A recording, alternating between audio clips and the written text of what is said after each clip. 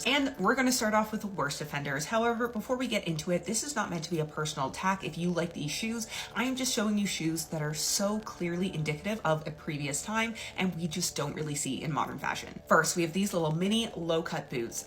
These boots are just not doing it either with dresses or jeans. Sometimes they have the sort of V on the side. They often had an almond or a rounded toe. No. I would also put these a little bit different, a little bit higher in the same category. You can see them here paired with the skinny jeans. This was once my ideal. I wanted to wear this, but no longer. Now we are looking for jeans that are going over your boots. So sort of seeing your ankle here is just not it. So again, that could be anything like this. This was sort of the extra buckles or this. And don't worry, tomorrow I'll show you some better options. Next, we have Toms. These are something else. I just feel like these are so, I just don't even have the words for them. I actually saw that Tom's is trying to make a comeback this year. I am still not sold on it, but these very, very clearly to me, very dated to the 2010s. This is a very specific one. Heels are a classic, but heels paired with a skinny jean are giving dated to me. Next, we have a lace-up boot like this. I'm pretty sure I actually owned almost this exact pair of shoes back in like 2016. Love them then, but not for right now. And that also goes for anything like this. And into some boots. We used to see a lot of sort of riding style boots back in the 2010s, but we are just not seeing boots like this, or this right now. We're definitely still seeing knee-high boots, but just in different styles. We're also not seeing a lot of boots with lots of sort of straps and buckles on them, and that also goes for lower boots like this. Next is the over-the-knee suede boot. I also owned these once upon a time, but again, we just haven't seen them in a couple of years. Next, we have these ballet flats. Now, ballet flats are definitely in style. We are seeing so many of them around. However, this is a fine line, and I do feel like sometimes people struggle differentiating between which ones are not in style and which ones are. So I think these ones are the teaks. I think that were really popular back in maybe 10 years ago. These ones are a no. These would also be a no, and these ones here. And tomorrow when I show you the in-style flats, I'll show you them side by side so we can start to compare and see what we are looking for. And I'm also just going to throw in there any flats or really any shoe that has like really obvious logos like these ones do. I feel like logos just never end up being timeless. We've seen this before with the Gucci belt or other things like that, that they're so in style at one point, but then once they phase out, they're so obviously out of style. And lastly, there's any pull-on or mesh sneaker like this. There's just a lot of better sneaker options right now. So many good sneakers actually, so I'll show you those. Now getting into a couple of shoes that are not quite as dated as those ones that I showed you, but are on the way out for sure. One big shift that's been happening over the last little while is we are moving from a chunky sort of shoe shape to a more sleek or streamlined shoe. So that means a really chunky loafer like this, or this would be a no. And just when looking at loafers, I definitely go for something a little bit more classic, so avoiding maybe these bright colors or maybe lots of texture or pattern, and I just go for something more classic. All right, now getting back to the chunky. So that means chunky shoes like this or this would be a no. We're definitely opting for slimmer sneakers. And even things like the chunky or platform sandals would fall in this category. Again, I know recently these were popular, so we might still have them in our closets, but we're definitely just starting to see them less. And last category for today, the one that you will probably fight me on the hardest, is the block heel. These, again, I hear they're so comfortable, they're easy to wear, but again, when I'm talking just about current styles, just not seeing them as much. Does anyone want to explain why shoes are literally just dying right now? I own a sneaker store and we've been struggling for the last couple months. And y'all can say, oh, it's because you overprice things. And I know what you're gonna say. Oh, it's a Yeezy. You're overpricing it. It's $110. Retails like 2 something. Market's like 190. I'm pricing it at 110. It's brand new. An off-white lot dunk, which you haven't been able to get for 4 years now. Used to be going for $500 to $600. Market's like $400. We have them priced at $320. A shoe that's sold out, hard to get. A SB Navy 4. It's used, but $210. That's like retail. And then you have stuff that are like Jordan 1s, like these shattered backboards that just came out. We were charging like $170 for them or something like that, which retails higher. And then we got like Lucky Greens, the Royal Toes. All these things are going for well under retail, and we have them priced under retail. For example, like a yellow ochre, which is not even a bad shoe, is going for like $90 in store here, which is crazy. Retails like what, $170? It's definitely an interesting time in the sneaker world right now, and you'd think that people would be coming to sell us their shoes too because the market's down. They just want to get rid of some stuff, but that's not even the case. We haven't had a lot of people coming to sell to us. I mean, last week we did buy a lot of shoes, but this week we're a little slow. These are all my sneakers. Actually, no, wait. Now these are all my sneakers. I don't know what's in some of these boxes, which means I don't wear most of these shoes. So let's go through them together, try them all on, and get rid of some. Let's start with this pile. Oh, okay. I like these. When's the last time I wore them? Not too much. I wonder why Jordans stopped being so popular, because they're cute shoes, no? Even though I feel like Jordans are out of style, I don't care. If I like them and they make me happy, I should keep them, right? Even though I haven't worn them in, I don't know, maybe a year. But now that I know that they exist again, I'm gonna wear them. Yeah, not too much. Keep. Something about low top panda dunks are taking me back to COVID and I'm triggered. I remember I wanted these shoes so bad. I bought them from like a reseller and they definitely charged me way too much. And they're in such good condition. I feel like I barely wore these. These shoes no longer excite me. They actually trigger me. So guess what we gotta do? Goodbye. Oh, now I wore these to death. They are a little beat up, but not that bad. And although these were loved at some point, I don't know, something about this just screams high school and I'm about to be 30. Although these are cute, these just aren't making me happy and excited. So goodbye. These candy cane, hubba bubba, bright ass, attention seeking looking shoes, I have not worn in a while because there's a lot going on. Ooh, wait. These are small. I have a really bad habit of wearing shoes that are a half size too small, because one thing about it, if they're sold out of my size 7, I'm getting the 6.5. Oh yeah, no, my big toe is like, goodbye.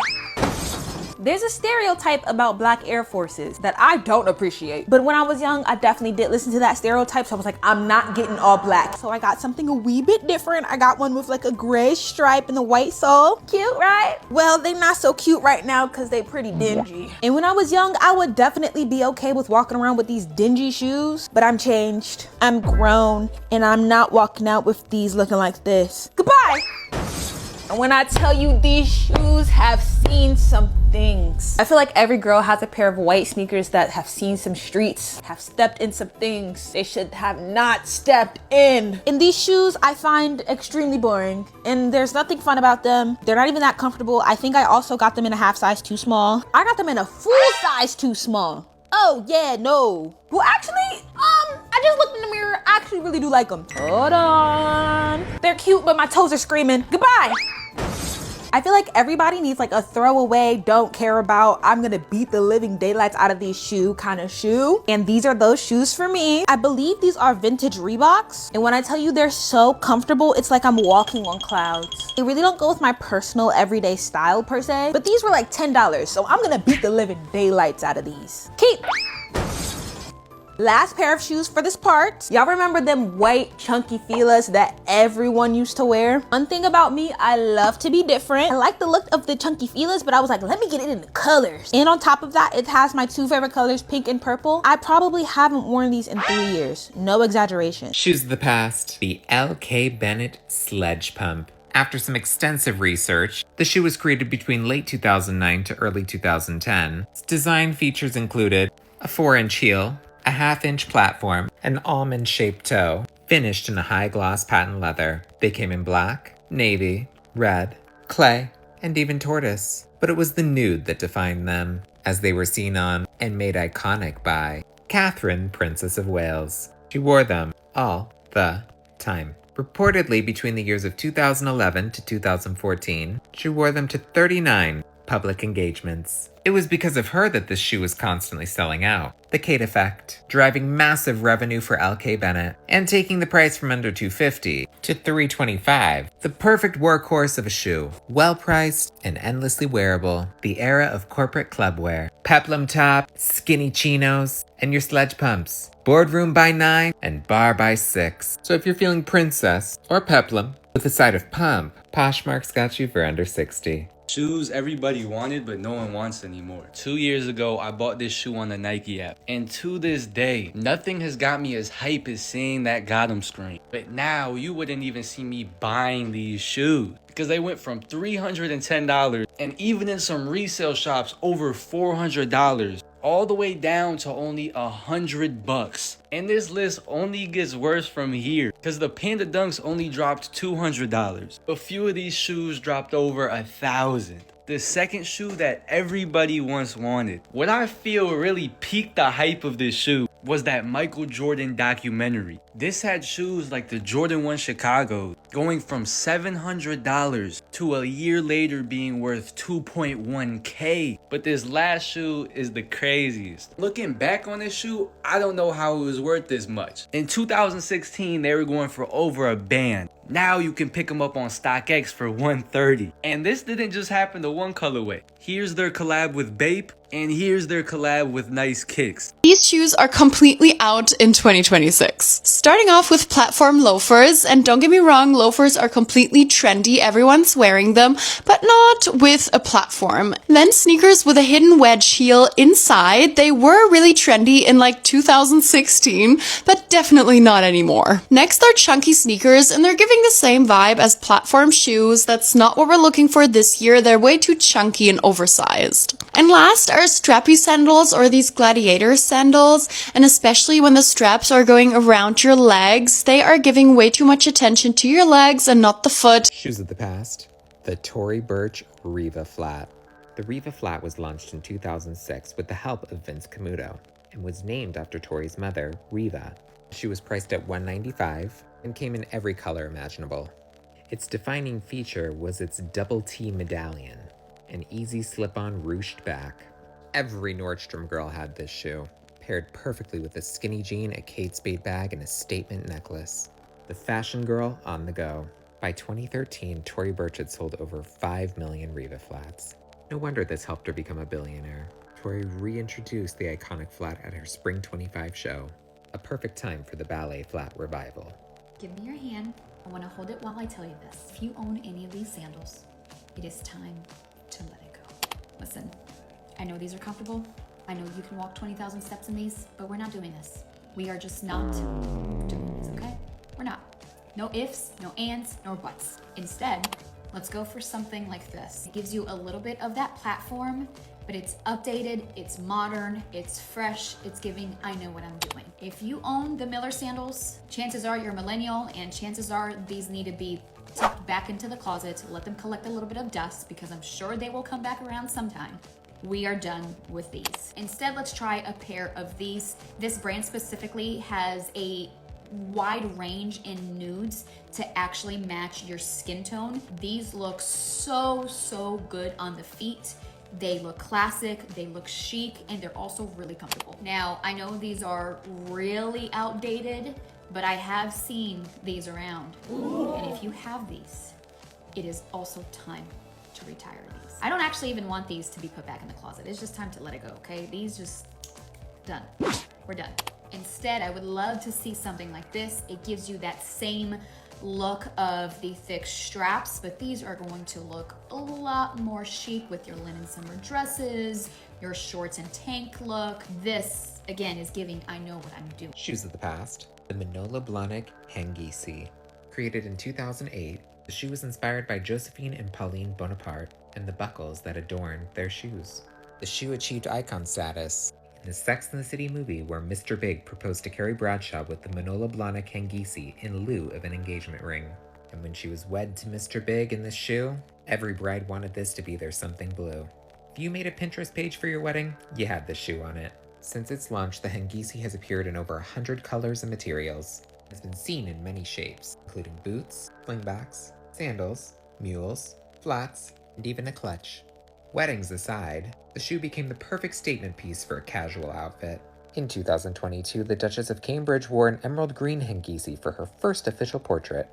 4 outdated fashion items you might still have in your closet. It's your fashion mom here, and I'm just here to guide you. I love you. And if you're triggered, that's okay. I understand. We all get mad at our parents sometimes. Just don't be a little bitch, because I'm going to ship you off to boarding school. Okay. The first are these round toe ankle booties, very much 2010 first generation blogger aesthetic, and we've simply just moved in a different direction when it comes to footwear. I mean, heavyweight stitching on a jean, it's Next, the round toe exaggerated platform shoe. Look, it's fair to say you're not on cutting edge fashion talk right now. So I've made a lot of people upset by saying Jordans are out of style, but I never said that I wasn't gonna wear them, nor that they were ugly. I am not a part of the anti-Jordan propaganda. So let's continue to go through all of my Jordans to see which ones I'm keeping or which ones I'm getting rid of. And stop being upset with me for saying they're not trendy. That's just my opinion! I bought these secondhand on Depop 6 years ago. They're these really cool fly knit texture, and lately I've been steering away from bright colors, but they look so cute on my feet. Hold on. And they're really comfortable. Hold on. They're actually really cute, but I haven't worn them in years, so I think it would be smart to get rid of them. Goodbye. Now these shoes I've worn to death, and I've worn maybe a couple days ago. I'm obsessed with the cheetah print and just the overall colorway. Sometimes stark white accents on shoes really throws me off. And yes, they are dirty, but they are originally off-white, I promise. These shoes have gotten a lot of love and a lot of wear, and I definitely will be reviving these because, ooh, they are dirty gals. Dirty gal. Keep. Should I tell my brother's business? Yeah, I'll tell my brother's business. So my mom bought these years ago for my brother's girlfriend at the time for Christmas. Unfortunately, they broke up, but thankfully for me, I got the shoes. As a youngin', I really did love to wear bright colored things, but now that I'm older, I feel like I've toned it down a tad. They are also a half size too big, so I feel like obviously they gotta go. Goodbye. Spazikes! These are so cute. I need to wear these more actually. Why is it one yellow as hell? Hold on. For some reason, the left shoe is really yellowing. I'm so confused, but maybe it's because I haven't taken these shoes out the box for maybe 6 years. For some reason, I really love the way these shoes look on my feet, and wearing these make me feel like a tomboy. And I remember when I was a kid, I didn't feel feminine enough, so I really dug deep into the tomboy thing. And now that I'm older, I love mixing masculine and feminine, and it's just like I feel like I'm reclaiming that femininity that I never felt when I was young. Why am I getting deep? But I will be honest, they are not the most comfortable thing in the world, and I really hate how one shoe is yellowing. Goodbye! This is the last pair. I don't have much time left. These are so cute. They're so adorbs. Who said man was not meant to fly? Period. These look really cute on my feet. But once again, like the stark white really throws me off with how dark the shoes are. Shoes of the past, the Isabel Marant Beckett Wedge sneaker. A high-heeled sneaker. It was 2011 and Beyonce releases Love on Top wearing the Beckett Wedge sneaker. After that, Rihanna, Alicia Keys, Giselle. The girlies loved it. I bet you had the shoe in every color. You can still get her on Isabel Marant's website for $7.45. I'm into this taupe suede. In 2021, they released a new version, the Ballski sneaker, with a chunkier sole. This shoe was a love, and she was on top of the world.